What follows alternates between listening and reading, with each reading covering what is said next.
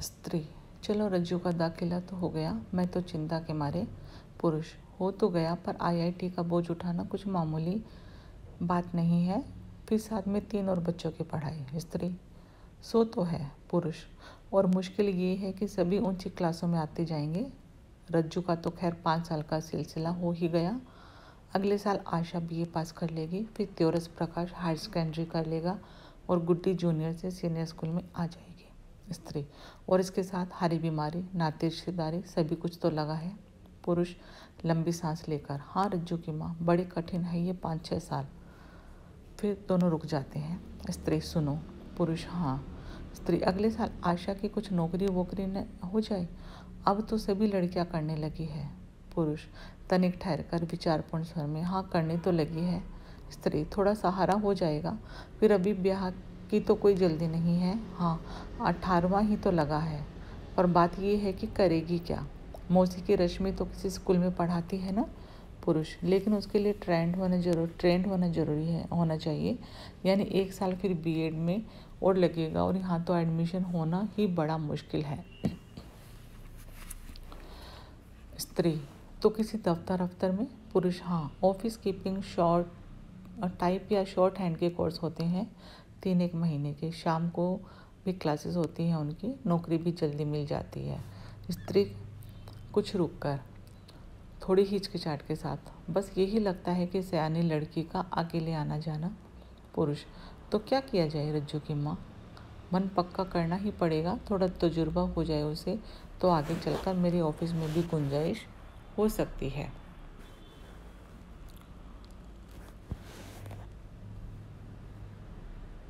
वृद्धा: अब वृद्ध और वृद्धा जो है वो बातें करने लग गई। एक और संकेत सहित: हाय राम, देखो तो कैसे कपड़े पहने हैं वो लड़की। वृद्ध: एक नज़र देकर क्यों, तुम्हारी लाडली ऐसे ही तो है। वृद्धा: रहने दो, इतने बेहाये के कपड़े नहीं पहनती डॉली।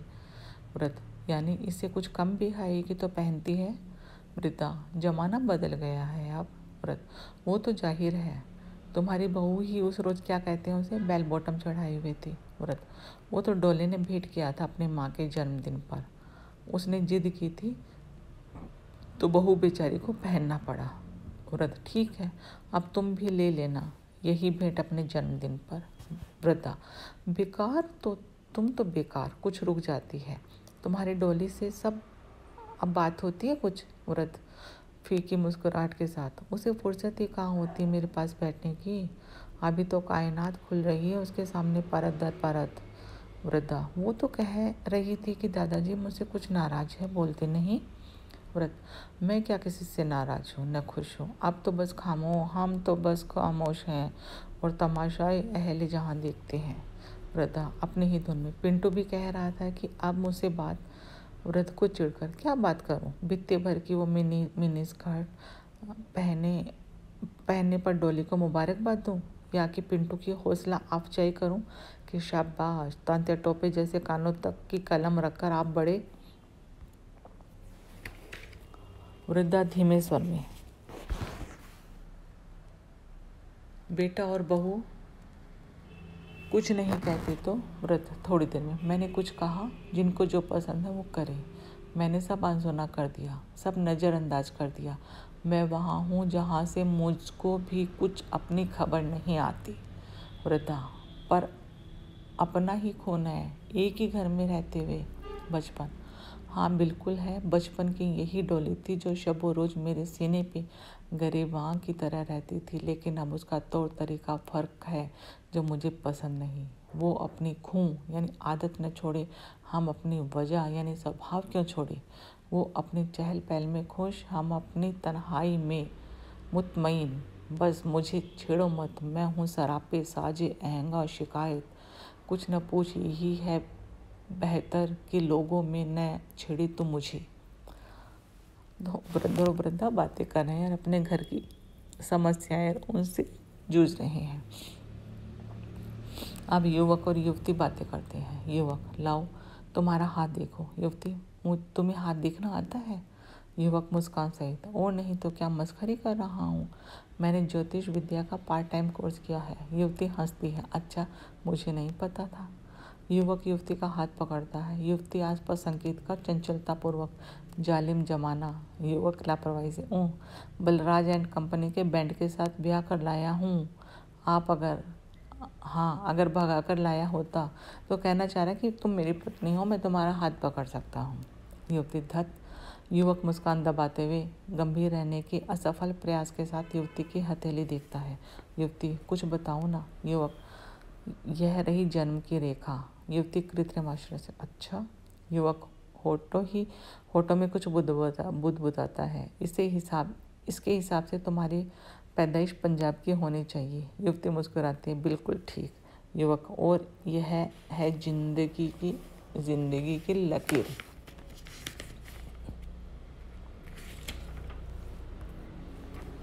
युवती, यानी मैं अभी जिंदा हूँ। युवक मुस्कुरा पड़ता है पर फिर गंभीर हो जाता है। वैसे बचपन में तुम किसी हादसे में बाल बाल बची हो। युवती गदगद हो, सचमुच आपने तो बिल्कुल सही बतलाया। युवक रोब से, हम बहुत पहुँचे हुए ज्योतिषी है बच्चा। युवती खांसकर, लेकिन बाय द वे ये मेरा दायां हाथ है। युवक क्षण भर में हतप्रभ हो जाता है, फिर बायां हाथ थामते हुए संभल कर। पॉमिस्ट्री की नई थ्योरी के मुताबिक दोनों हाथ पकड़े जाते हैं अगर लड़की खूबसूरत हो तो। युवती झेंपी सी मुस्कुराती है, ये सहेली लाइन है। इसके हिसाब से तुम्हारी बहुत पुरानी और पक्की सहेली होनी चाहिए एक, शायद उसका नाम बी से हो। यूपी में कहीं रहती है खासकर, और यही रही संतान की लकीर। युवती हाथ छुड़ा लेती है और शर्मा जाती है। अब पुरुष और स्त्री बातें कर रहे हैं। पुरुष मुस्कान सहित, ऑफिस में कई लोगों ने मुबारकबाद दी आकर रज्जू के लिए। स्त्री प्रफुल्लित सी, अच्छा। पुरुष, कहा बड़ा होनहार है। स्त्री, दया है भगवान की। पुरुष ठंडी सांस लेकर, मैं तो कुछ नहीं कह सका, लेकिन। स्त्री, क्यों नहीं कह सके, ऐसी भरी पूरी गृहस्थी चला रहे हो, और क्या करता है आदमी। पुरुष, ये तो खैर कहने की बातें हैं, लेकिन ये संतोष है कि लड़का जरूर बड़ा आदमी बनेगा। स्त्री, वैसे प्रकाश भी होशियार है पढ़ाई में। पुरुष, साइंस में अच्छा रहा तो उसे भी किसी टेक्निकल लाइन में ही डालेंगे। स्त्री कुछ ठहरकर भीड़ भरे स्वर में, एक बात बताऊं। पुरुष, क्या। स्त्री, रज्जू मन ही मन बहुत इज्जत करता है तुम्हारी।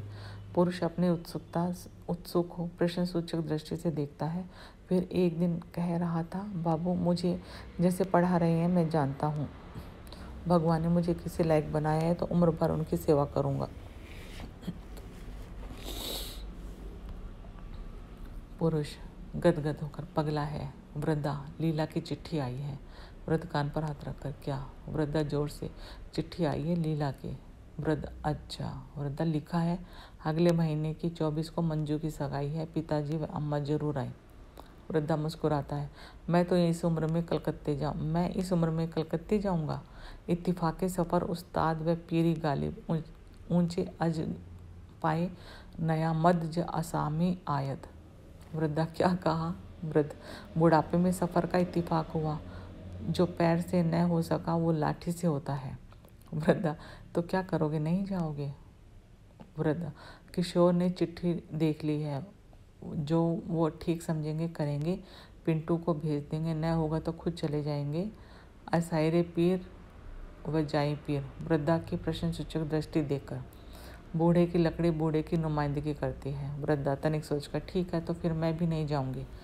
वृद्ध स्नेह से वृद्धा की ओर देखता है, कुछ ठहर कर बदले हुए स्वर में, लाजवंती। वृद्धा सिर का पल्ला ठीक कर लेती, वृद्ध, 41 साल तो हुए होंगे हमारी शादी को, कुंभ ही पड़ा था ना उस बरस। वृद्धा, हाँ। वृद्ध गहरी सांस लेकर, मैं तो तुम्हें कोई सुख नहीं दे सका सारी जिंदगी, तुम्हारी चूल्हे चौके में ही चली गई। वृद्धा नरमी से, कैसे बातें करते हो, मैं तो अपने को बहुत अच्छे नसीब वाली समझती हूँ, और क्या चाहिए किसी को। लिहाज करने वाली बेटा बहू है, लड़की अपनी गृहस्थी में मग्न है, फिर सिर पर तुम्हारा साथ है। वृद्ध, अजीजी से तुम्हारी तरफ से बेफिक्र हूँ, इसलिए ये जिंदगी और भी बोझिल मालूम देती है, बस अब तो भगवान उठा ले। वृद्ध, अच्छी, कभी शुभ भी बोला करो, मेरी तो ये मनोती है कि जब मेरी अर्थी उठे तब तुम कंधा लगाओ।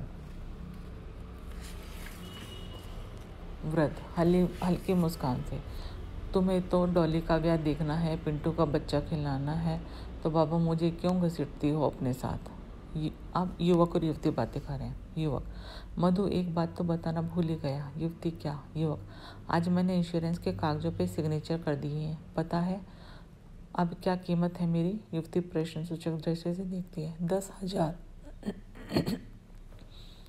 युवती स्नेहिल उपालम से, छी। युवक का हाथ थम कर उसे सट जाती है। बहुत बेशकीमती हो तुम। युवक भाविभोर होकर कुछ क्षणों से देखता रहा। विराम। कोमल स्वर में, भल्ला का फोन आया था आज, अगले हफ्ते सिलेंडर मिल जाएगा। युवती, चलो सहूलियत हो जाएगी। एक बात कहूँ। युवक युवती के माथे पर बिखरी एक लट संवारता हुआ, तो कहिए जनाब। युवती,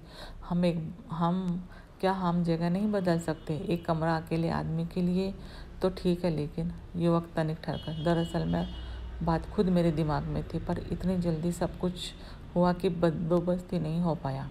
युवती, वैसे हम लोगों के लिए कोई बात नहीं, पर कोई आए जाए तो। युवक, नहीं, ले लेंगे जल्दी ही। 2 कमरे, किचन, बाथरूम, एंट्रेंस अलग से, ठीक।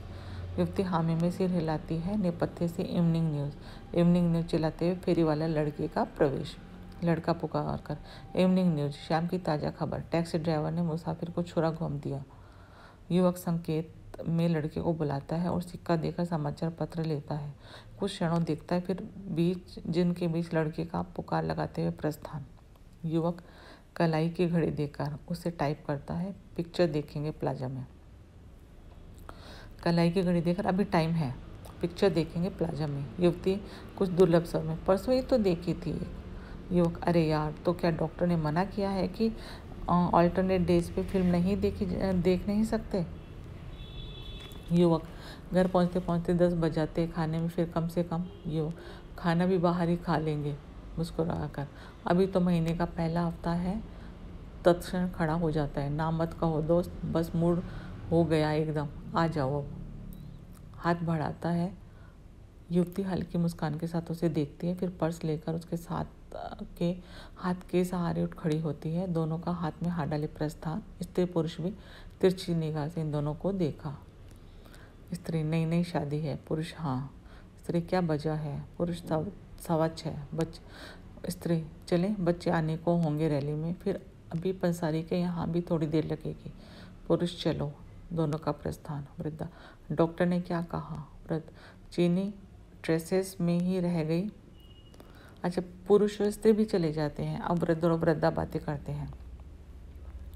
वृद्धा, डॉक्टर ने क्या कहा। वृद्ध, चीनी ट्रेसेस में ही रह गई है, डायबिटीज़ थोड़ा काबू में आ जाएगा। वृद्धा, चलो अच्छी बात है। वृद्ध, पर लगता है ये चश्मा बेकार हो गया है, अब हर्फ पहचानने तक में मुश्किल होती है। तुम्हारा घुटनों का दर्द कैसा है अब। वृद्धा, ठीक नहीं है, 2 दिन में ठंडी हवा चल रही है, सो उभर आया है। वृद्ध, अब की सर्दियों में तुम्हारा मोतियाबिंद का ऑपरेशन करा लें, तब तक तो पूरा उतर जाएगा। वृद्धा, हाँ, किशोर भी कह रहे थे। वृद्ध आसपास देखता है, मेरा दया कान तो बेकार था ही, अब बाएं से भी धीमी बात सुनाई नहीं देती। छड़ी के सहारे संभल कर उठने लगता है।